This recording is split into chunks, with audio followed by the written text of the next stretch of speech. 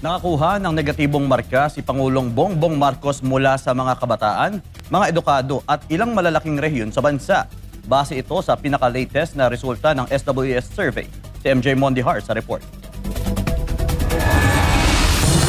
Sa March 2026 survey ng SWS, bumagsak sa negative 15 ang net satisfaction rating si Pangulong Marcos Jr. Sa kaparehong survey, mas kapansin-pansin ang malaking pagbaba ng satisfaction ratings ng Pangulo sa mga kabataan. Sa youth category o edad 18 hanggang 24 anyos, negative 17 ang net satisfaction rating ng Pangulo. 44% ng sektor ang dissatisfied sa performance nito. Sa intermediate youth o edad 25 hanggang 34 anyos, umabot sa negative 40 ang net satisfaction rating, habang 49% ang dissatisfied. Kapansin-pansin din ang pagbaba ng suporta sa Pangulo habang tumataas ang antas ng edukasyon ng mga respondents sa survey. Sa mga nakapagtapos ng junior high school at vocational courses, negative 21 ang net satisfaction rating ng Pangulo. Sa mga nakatapos sa senior high school at college, negative 19 naman ang score. Habang sa college at postgraduates, bumagsak sa negative 37 ang net satisfaction rating. Bukod dito, bumaba rin sa negative 40 ang net satisfaction rating ng Pangulo sa Mindanao mula sa negative 29 sa November 2025 survey ng SWS. Hindi rin nakaligtas ang Pangulo sa mababang marka mula sa mga residente ng National Capital Region o NCR. Bumagsak sa negative 31 ang net satisfaction rating niya sa Metro Manila kumpara sa negative 17 noong nakaraang taon. Nauna nang sinabi ng Malacanang na hindi nababahala ang Pangulo kahit negatibo ang resulta ng mga survey. Pero ayon kay dating Congressman Mike Defensor, nakababahala ang patuloy na pagbaba ng tiwala ng publiko sa Pangulo.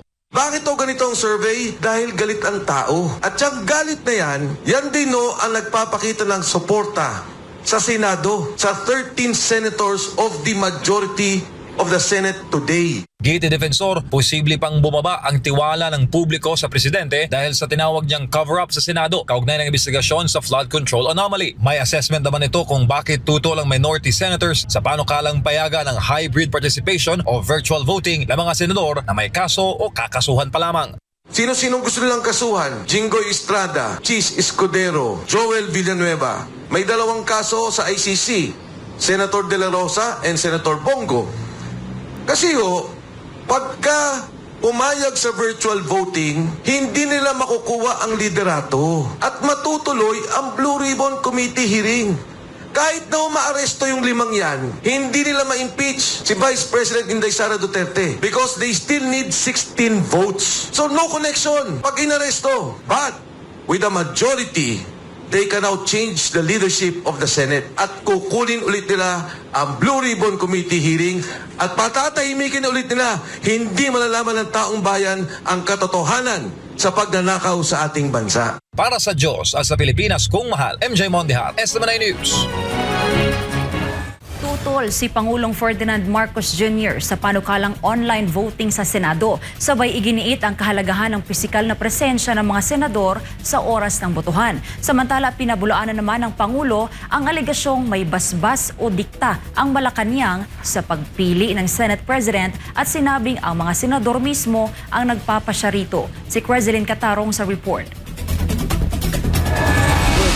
Sinagot ni Pangulong Ferdinand Marcos Jr. ang ilang maiinit na issue na kinakaharap ngayon sa Senado. Kabilang narito ang panukalang amyendahan ang mga patakaran ng Senado upang payagan ang online voting na mariin niyang tinutulan. Sa kapihan with the media sa Japan nitong Mayo 29, bagamat naunawaan niya ang pagpapatupad nito noong panahon ng COVID-19 pandemic dahil sa panganib sa kalusugan, wala na umano itong sapat na dahilan upang ipagpatuloy sa kasalukuyan. All right. As a former senator, I suppose I'm reasonably qualified. I disagree with that. I understand that we had to do it in COVID because there was a health risk. But I do not see any particularly good reason for us to allow it now. Para sa Pangulo, hindi dapat bumoto ang mga senador kung hindi sila pisikal na naroroon sa Senado. Dagdag pa niya, tila ang panukala ay inilaan lamang umano para kay Senator Ronald Bato de la Rosa upang makaboto kahit hindi pisikal na naroroon. Now, for someone who is actually a fugitive from justice, na hinahanap ng pulis, na hinahanap ng Interpol, at may arrest warrant galing sa ICC, palagay ko, hindi siya dapat magbumoto hanggat dumating siya dun sa Senado. Muling binigyang diin ng Pangulo na ang online voting ay ipinatupad lamang noong pandemya bilang tugon sa mga alalahanin sa kalusugan at kaligtasan na hindi na umano issue sa kasalukuyan. Samantala, mariing itinanggi ng Pangulo ang pahayag ni Senator Rodante Marcoleta na ang pagiging Senate President ni Senator Alan Peter Cayetano lamang umano ang walang basbas ng Malacanang. Ayon sa Pangulo, hindi nakikialam ang Malacanang sa pagpili ng Senate President dahil ang mga senador mismo ang nagpapasya kung sino ang kanilang ihahalal bilang pinuno ng Senado. Malacanang doesn't give a rubber stamp to the Senate President. The Senate President is decided by the senators themselves.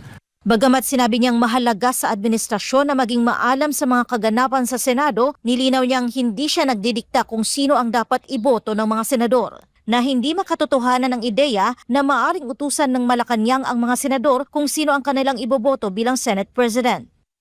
Ask me as a former senator, I will laugh in your face because that's simply not true. Utusan mo yung senador na ito yung buboto mo. parang out of this world yata yung mga usapang ganun. Para sa Diyos at sa Pilipinas kong mahal, ito si Creseline Catarong, SMNI News.